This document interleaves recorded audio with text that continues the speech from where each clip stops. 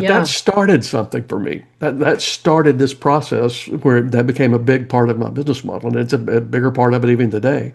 But then I wrote Streetwise to Saleswise with Bob, and then this newest one. Oh, Bill Cates called me. Bob Berg. Bob has made so many connections for you and I over our lifetime. It's hilarious. Mhm. But Bob had told him about me.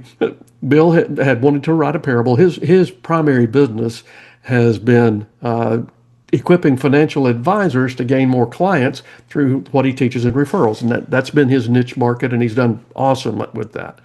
But he had decided he wanted to write a book that taught financial principles and kind of destroyed money myths and the like. And he wanted it to be a parable. So he called Bob and he said, I think I'd like to write a parable. Tell me about this John David Mann guy. And Bob said, and I quote, you can't afford him, but I got a guy. But I got a guy. And so Bill contacted me and we talked and we agreed on what we were going to do. And it has been it's been a joy to do. Now, granted, you and I behind the scenes, our relationship's always just been fun, period. And Bill and I didn't know each other, so it grew into that. Oh, But the story, it's one of my favorite stories that I've written because I take it's a financial management parable, and I set the son of a gun right in the middle of a bank robbery. The first line of the book is "Everybody on the floor."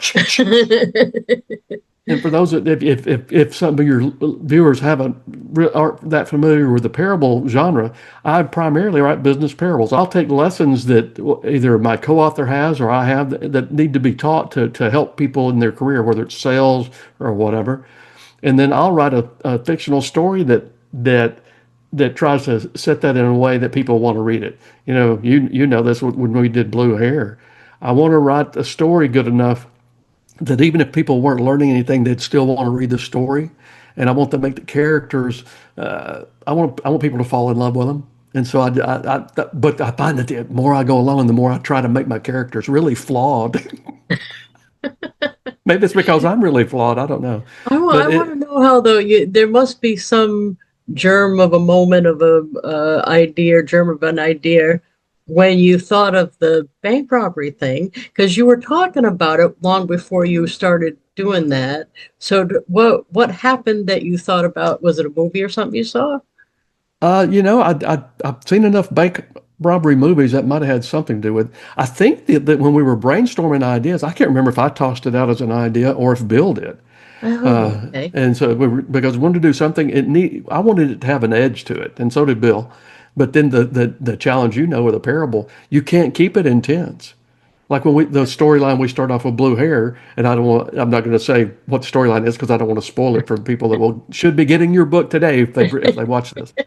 But you can't leave it intense, but you can start it that way and grab people's attention, and then you got to take it a little bit different direction. So with this, I guess the best way to describe it is three bumbling bank robbers attempt a bank robbery. But I try to make it kind of fun, but I think one of my favorite lines that we're using for promotion came from Bob's endorsement, and thank you, by the way, for your wonderful endorsement. Thank But you. Bob puts, I'm thinking think a Netflix thriller meets the only money guide you'll ever need. I thought, Oh, that's that's a awesome. tagline right there. Really? That's awesome. Yeah. So poor, I don't mean to say this in a weird way, but poor Bill Cates, though, because when you did Blue Hair, it felt like the book was about me, and even though it's not really, it's like the spiffed up version of Lisa. But that's not true with this book for Bill, right? He's not in it. He's not in it, but I'll tell you this: It's it's a similar principle. process for me, and it was the same with Streetwise too. When you and I did Blue Hair, every time I would write anything for the character of Belle, you're who I had in mind, and Oh, and it was okay. Thinking this through, what would be the right way to play that scene out. When I wrote Streetwise, the character of Andre. It was a mix of two or three really strong sales leaders that I had seen before, and Bob. So I had Bob in the mix, and I had a guy who used to work for me in the mix. Multiple people came into that character, and then Bill. Most of Alden, in my mind as I wrote it, I'm thinking, how would Bill explain this? What is this? What am I going for oh, here? okay, So okay. It's apparently a pattern with me. I'm working on one right now with Susan Solovic, and it's about a older female mentor mentoring a young protege that's just graduated from college. And the message that's important to Susan is similar to the message that was important to you. It's about self-reliance for women and all that. And as we're working on it, I'm picturing Susan as I'm writing the mentor's part.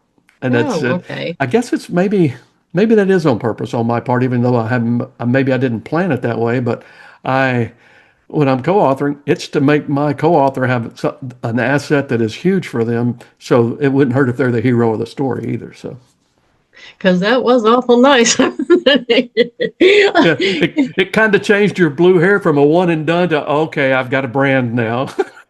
It did. It did. Once we got through the draft and we were ready to get it in the hands of the production team and all that, Bill and I have had such an absolute blast together. We met for the first time face to face in Phoenix in July. And Laurie and Bill and I went out to have dinner. I was at the National Speakers Association conference, so I was there a few days, and Bill and I would get together several times over the course of those days, and it's just been a blast. And he's funny.